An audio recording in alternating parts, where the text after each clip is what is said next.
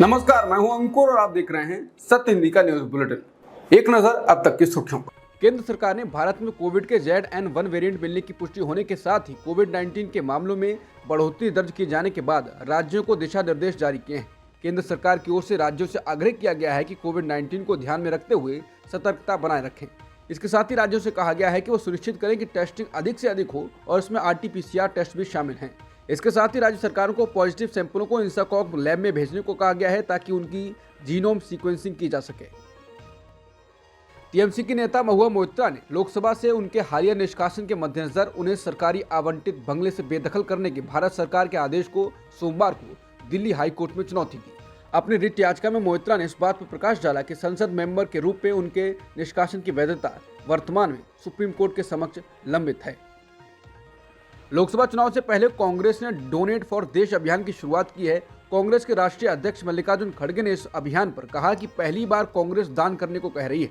खड़गे ने कहा कि अगर आप लगातार अमीर लोगों पर निर्भर होकर काम करेंगे तो आपको उनकी नीति माननी पड़ेगी। महात्मा गांधी ने भी देश को आजादी दिलाने के लिए लोगों से चंदा लिया था। पार्टी के संगठन महासचिव KC वेणुगोपाल और पार्टी के कोषाध्यक्ष अजय माकन ने शनिवार को पार्टी मुख्यालय में इसकी जानकारी दी। उन्होंने कहा था कि 18 साल से अधिक उम्र के भारतीय इस अभियान के जरिए 138 रुपये, 1380 रुपये, 13,800 रुपये या फिर इससे 10 गुने की राशि चंदे के रूप में दे सकते हैं। संसद में हंगामे के बाद सोमवार को 78 विपक्षी सांसदों को निकाल दिया गया। यह संसद के इतिहास में पहली बार है कि इतनी बड़ी संख्या में सांसदों को निकाला गया है। इससे पहले संसद से निलंबित सांसदों की सबसे बड़ी संख्या 1989 में थी, जब 63 सांसदों को बाहर जाने के लिए कहा गया था। तब राजीव गांधी प्रधानमंत्री थे। राजीव गांधी सरकार के पास 400 से अधिक सांसद थे। कांग्रेस सरकार तब प्रचंड बहुमत में थी। 15 मार्च 1989 को लोकसभा में पूर्व प्रधानमंत्री इंदिरा गांधी की हत्या की जांच के लिए जस्टिस ठक्कर आयोग को पेश करने पर हंगामा हुआ था। इसके चलते एक बार में 63 सांसदों को निलंबित कर दिया गया था, जो 18 दिसंबर 2023 से पहले तक सबसे अधिक था। लेकिन मोदी राज्य में अब नया रिकॉर्ड बना है। संसद से विपक्षी सांसदों के निलंबित होने की संख्या बढ़ती जा रही है। अब कुल 45 सांसदों को शीतकालीन सत्र के शेष समय के लिए राज्यसभा से निलंबित कर दिया गया है। इस बीच सदन की कार्रवाई में बाधा डालने के लिए कांग्रेस के अधीर रंजन चौधरी समेत विपक्ष के 33 सांसदों को सोमवार को लोकसभा से निलंबित कर दिया गया, जिससे आज निलंबित किए गए सांसदों की संख्या 78 हो गई है। इसी मुद्दे पर पिछले सप्ताह 14 सांसदों को निलंबित कर दिया गया था।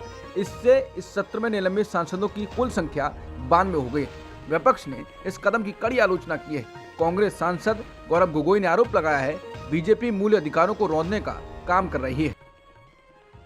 पश्चिम बंगाल की मुख्यमंत्री ममता बनर्जी 4 दिवसीय यात्रा पर दिल्ली पहुंची हैं। इस दौरान वो इंडिया गठबंधन में तो भाग लेंगी, साथ ही साथ वो प्रधानमंत्री मोदी से भी मुलाकात करेंगी। सूत्रों के मुताबिक बनर्जी को बुधवार 20 दिसंबर को सुबह 11 बजे संसद में PM मोदी से मिलने का समय मिला है। वो केंद्र से पश्चिम बंगाल के लंबित फंड के मुद्दे पर चर्चा करने वाली हैं। लोकसभा चुनाव 2024 को लेकर विपक्षी दलों की बैठक होने वाली है, लेकिन उससे पहले ही 5 राज्यों के चुनाव में कांग्रेस के निराशाजनक प्रदर्शन के बाद उनके इंडिया गठबंधन के साथी भी उन्हें आंख दिखाने लगे हैं। बैठक से पहले ममता बनर्जी ने कहा है कि बंगाल में कांग्रेस के पास सिर्फ 2 सीटें हैं, लेकिन फिर भी वो कांग्रेस के साथ बातचीत के लिए तैयार है। उन्होंने कहा कि यह जरूरी है कि कोई बिल्ली के गले में घंटी बांधे। इसके साथ ही हिंदी पट्टी में बीजेपी के बढ़ते प्रभाव पर उन्होंने कहा, बीजेपी मजबूत नहीं है, हम कमजोर हैं, हमें इससे निपटने के लिए मिलकर काम करने की जरूरत है। संसद से 92 सांसदों को निलंबित किए जाने के बाद कांग्रेस नेता जयराम रमेश ने कहा है कि 3 दिसंबर को हुई खतरनाक सुरक्षा चूक पर गृह मंत्री से बयान देने की मांग करने की वजह से 14 दिसंबर को इंडिया के 13 सांसदों को लोकसभा से निलंबित कर दिया गया। आज इंडिया के 33 और सांसदों को पूरी तरह से वैध मांग करने के लिए लोकसभा से निलंबित कर दिया गया और राज्यसभा से 45 सांसदों को निलंबित किया गया है। इनमें कई फ्लोर लीडर भी हैं। मैं भी अपने 19 साल के संसदीय करियर में पहली बार इस सम्मान सूची में शामिल हूं। तानाशाही का दूसरा नाम मोदीशाही है। ये सिर्फ सांसदों का नहीं, लोकतंत्र का निलंबन है। राज्यसभा से निलंबित किए जाने पर RJD सांसद मनोज कुमार झा ने कहा, मैं भी उनमें शुमार हूं। इसे गर्व की तरह ले रहा हूं कि मैं निलंबित हूं। जब काला दौर आता है ना, तब तानाशाहों को ऐसी ही संसद चाहिए। आपसे हम सवाल पूछ रहे हैं, मसला सिर्फ देश की सुरक्षा का है, संसद की इमारत का नहीं है। क्या एक आधिकारिक बयान नहीं दे सकते? आप क्या चाहते हैं? विपक्ष मुक्त संसद आपने बना लिया है। जो बचे हैं उन्हें कल निलंबित कर देना। ये दौर याद रखा जाएगा कि जब से प्रधानमंत्री मोदी अपने दूसरे कार्यकाल में आए हैं, बहुत कमजोर हो गए हैं। कमजोर व्यक्ति ही संसदीय कार्य मंत्री द्वारा इस प्रकार की हरकतों को प्रोत्साहित करता है और करवाता है। विपक्ष मुक्त संसद और प्रतिरोध मुक्त सड़क। सांसदों के निलंबन के बाद कांग्रेस प्रवक्ता सुप्रिया श्रीनेत ने पीएम मोदी को एक सलाह देते हुए अपना रोष प्रकट किया है। उन्होंने कहा कि मेरी एक सलाह है मोदी जी को, ये सारा ढोंग छोड़ दें। लोकतंत्र का, सदन का, सत्र का, सांसद का बंद करें ये सब और अपनी तानाशाही चलाएं। क्योंकि असलियत यह है कि वो हर व्यक्ति जो अपनी लोकतांत्रिक ड्यूटी निभाते हुए लोकतंत्र के मंदिर में सवाल पूछेगा, उसे निलंबित किया जाएगा। निलंबन के बाद मीडिया से बात करते हुए अधीर रंजन चौधरी ने कहा कि सरकार तानाशाही तरीके से व्यवहार कर रही है और संसद को भाजपा मुख्यालय के रूप में मान रही है। उन्होंने कहा कि सत्र शुरू होने के बाद से ही विपक्ष सरकार के साथ सहयोग कर रहा है। वहीं कांग्रेस अध्यक्ष मल्लिकार्जुन खड़गे ने कहा कि पहले घुसपैठियों ने संसद पर हमला किया, फिर मोदी सरकार संसद और लोकतंत्र पर हमला कर रही है। सांसदों को निलंबित करके निरंकुश मोदी सरकार द्वारा सभी लोकतांत्रिक मानदंडों को कूड़ेदान में फेंक दिया जा रहा है। मोदी सरकार अब महत्वपूर्ण लंबित कानूनों को कुचल सकती है, किसी भी असहमति को बिना किसी बहस के कुचल सकती है। कांग्रेस के महासचिव और राज्यसभा सांसद केशव वेणुगोपाल ने कहा है कि प्रधानमंत्री संसद का मजाक बना रहे हैं। संसद की सुरक्षा में हुई बड़ी चूक पर वो सदन में नहीं बोल रहे हैं, लेकिन सदन के बाहर बात कर रहे हैं। उन्होंने समाचार एजेंसी पीटीआई से कहा, मामले का राजनीतिकरण पीएम और ये सरकार कर रही है, विपक्ष नहीं कर रहा है।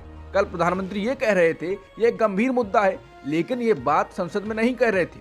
जब सदन का सत्र चल रहा है तो ये होना चाहिए कि वो सदन में इस पर बात करें, लेकिन वो संसद में बात ना करके बाहर इस बारे में बात कर रहे हैं। वो संसद को एक मजाक बना रहे हैं।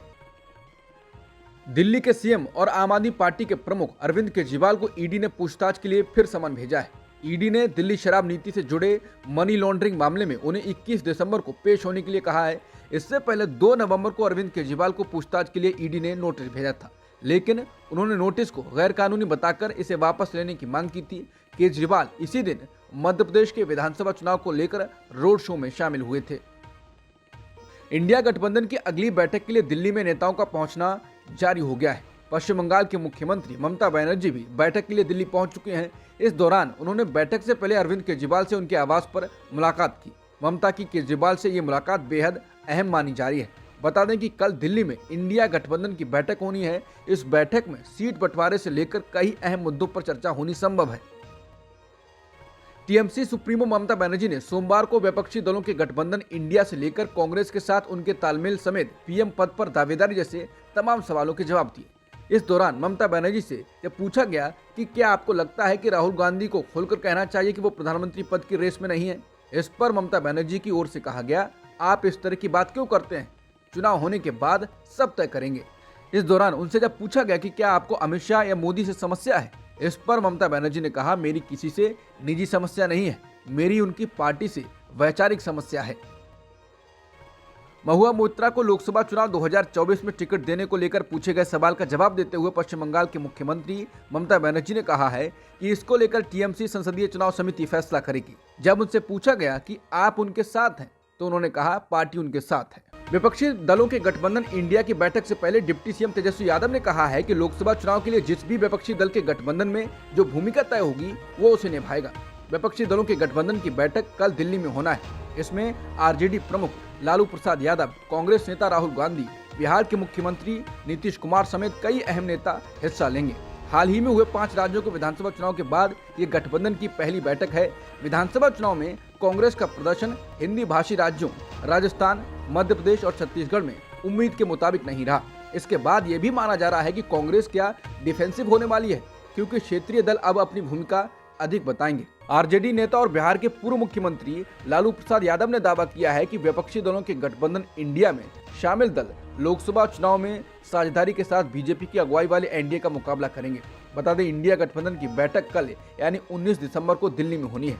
इसमें लालू प्रसाद यादव के अलावा कांग्रेस नेता राहुल गांधी, बिहार के मुख्यमंत्री नीतीश कुमार और गठबंधन के दूसरे प्रमुख नेता हिस्सा लेंगे। एक पत्रकार ने प्रधानमंत्री मोदी और मोदी की गारंटी के बारे में सवाल किया तो लालू यादव ने जवाब दिया, रोज यही बात पूछते हैं, क्या है नरेंद्र मोदी, आएंगे तो आओ। उन्होंने कहा कि दिल्ली में बैठक है, हम लोग जा रहे हैं, मिलकर चुनाव लड़ेंगे और इनको हटाएंगे। एएसआई ने सोमवार को ज्ञानवापी मस्जिद से जुड़ी अपनी सर्वे रिपोर्ट वाराणसी जिला अदालत को सौंप दी है। अंजुमन इंतजामिया मस्जिद समिति के वकील अखलाक अहमद ने बताया है, एएसआई की पूर्ण रिपोर्ट एक सीलबंद लिफाफे में सौंपी गई है। अदालत 21 दिसंबर को फैसला जारी करके बताएगी कि ये रिपोर्ट दोनों पक्षों के साथ किस तरह साझा की जाएगी। इस मामले में दायर की गई कई याचिकाओं में दावा किया गया है कि इस मस्जिद को भगवान शिव के मंदिर की जगह पर बनाया गया है और हिंदू पक्ष ने इस मस्जिद में पूजा करने की इजाजत मांगी है। मध्य प्रदेश के पूर्व मुख्यमंत्री शिवराज सिंह चौहान ने कहा है कि पार्टी उन्हें जहां कहेगी वो काम करेंगे। शिवराज सिंह चौहान के मुताबिक उन्हें बीजेपी के राष्ट्रीय अध्यक्ष जेपी नड्डा ने बुलाया और वो उनसे मिलने जा रहे हैं। उन्होंने पत्रकारों को बताया कि राष्ट्रीय अध्यक्ष जी ने कहा है तो उनसे मिलने जा रहा हूँ। बता दें, शिवराज सिंह चौहान 4 बार के मध्य प्रदेश के मुख्यमंत्री रह चुके हैं। मध्य प्रदेश का हालिया विधानसभा चुनाव उनके मुख्यमंत्री रहते हुए लड़ा गया था। बीजेपी ने चुनाव में राज्य की 230 में से 163 सीटें हासिल की हैं। चुनाव के बाद बीजेपी ने उनकी दावेदारी को दरकिनार करते हुए मोहन यादव को मुख्यमंत्री चुना। इसके बाद से शिवराज सिंह चौहान के राजनीतिक भविष्य को लेकर अटकलें लगाई जा रही हैं। मुख्यमंत्री पद से हटाए जाने के बाद से उनके बयानों में भी संकेत तलाशने की कोशिशें की जा रही हैं। कुछ दिन पहले उनका एक बयान वायरल हुआ जिसमें शिवराज सिंह चौहान ने कहा, अपने लिए कुछ मांगने जाने से बेहतर मैं मरना समझूंगा। केंद्रीय मंत्री और विवादित भाजपा नेता गिरिराज सिंह ने मांस खाने वाले हिंदुओं से केवल झटका यानी ब्लेड के एक बार से मारे गए जानवरों का मांस खाने का आग्रह किया है। सिंह ने अपने बेगूसराय संसदीय क्षेत्र में अपने समर्थकों को यह प्रतिज्ञा दिलाई कि अब से हलाल मांस खाकर अपना धर्म नहीं बिगाड़ेंगे। पत्रकारों से रविवार को बेगूसराय में बात करते हुए उन्होंने कहा, मैं उन मुसलमानों की प्रशंसा करता हूं जो केवल हलाल मांस खाते हैं। अब हिंदुओं को अपनी धार्मिक परंपराओं के प्रति इसी तरह की प्रतिबद्धता प्रदर्शित करनी चाहिए। उन्होंने कहा, हत्या करने का हिंदू तरीका झटका है। जब भी हिंदू बलि देते हैं तो वो एक ही झटके में ऐसा करते हैं, इसलिए उन्हें हलाल मांस खाकर खुद को भ्रष्ट नहीं करना चाहिए। उन्हें हमेशा झटका पर कायम रहना चाहिए। उपराष्ट्रपति जगदीप धनखड़ ने कहा है कि जो लोग एंटी नेशनल नैरेटिव को बढ़ावा देते हैं वो कोविड वायरस की तरह है और इनका सफाया करना होगा। उपराष्ट्रपति ने कुरुक्षेत्र यूनिवर्सिटी और कुरुक्षेत्र विकास बोर्ड की ओर से आयोजित वसुदैव कुटुंबकम, श्रीमद् भगवद गीता और वैश्विक एकता अंतर्राष्ट्रीय सेमिनार के उद्घाटन समारोह में ये बात कही। उन्होंने कहा, योजनाबद्ध तरीके से या समझ की कमी के कारण कुछ लोगों को एंटी नेशनल बातें फैलाने में मजा आता है। ऐसा नहीं होना चाहिए। आप इसका विरोध कीजिए। ये एक कोविड वायरस की तरह है जिसका सफाया करना होगा। अंडरवर्ल्ड डॉन दाऊद इब्राहिम के बारे में अफवाहें फैल रही हैं कि उसे कथित तौर पर गंभीर हालत में पाकिस्तान में कराची के अस्पताल में भर्ती कराया गया है। अब पुष्ट रिपोर्टों में इसकी वजह जहर देना बताया जा रहा है। 65 वर्षीय मोस्ट वांटेड दुनिया भर की कानून प्रवर्तन एजेंसियों से बचते हुए कई वर्षों से कराची में रह रहा है। हालांकि शुरुआत में उसकी मौत की खबर आई थी। ये 9वीं बार है जब दाऊद इब्राहिम को लेकर इस तरह की खबर फैली है। मुंबई पुलिस अंडरवर्ल्ड डॉन के अस्पताल में भर्ती होने के बारे में उसके रिश्तेदारों अली शाह पारकर और साजिद वागले से अधिक जानकारी हासिल करने की कोशिश कर रहे हैं। पीएम मोदी ने वाराणसी के उमराह में नवनिर्मित स्वरवेद महामंदिर का लोकार्पण किया। लोकार्पण के बाद पीएम ने संबोधन किया। उन्होंने कहा कि काशी में स्वरवेद मंदिर के लोकार्पण में शामिल होना मेरे लिए सौभाग्य की बात है। उन्होंने कहा कि इस पावन अवसर पर यहाँ 25,000 कुंडीय स्वरवेद ज्ञान महायज्ञ का आयोजन हो रहा है। मुझे खुशी है और विश्वास है कि इस महायज्ञ की हर एक आहुति से विकसित भारत का संकल्प और सशक्त होगा। उन्होंने कहा कि गुलामी के कालखंड में जिन अत्याचारियों ने भारत को कमजोर करने का प्रयास किया, उन्होंने सबसे पहले हमारे प्रतीकों को ही निशाना बनाया। आजादी के बाद इन सांस्कृतिक प्रतीकों का पुनर्निर्माण जरूरी था।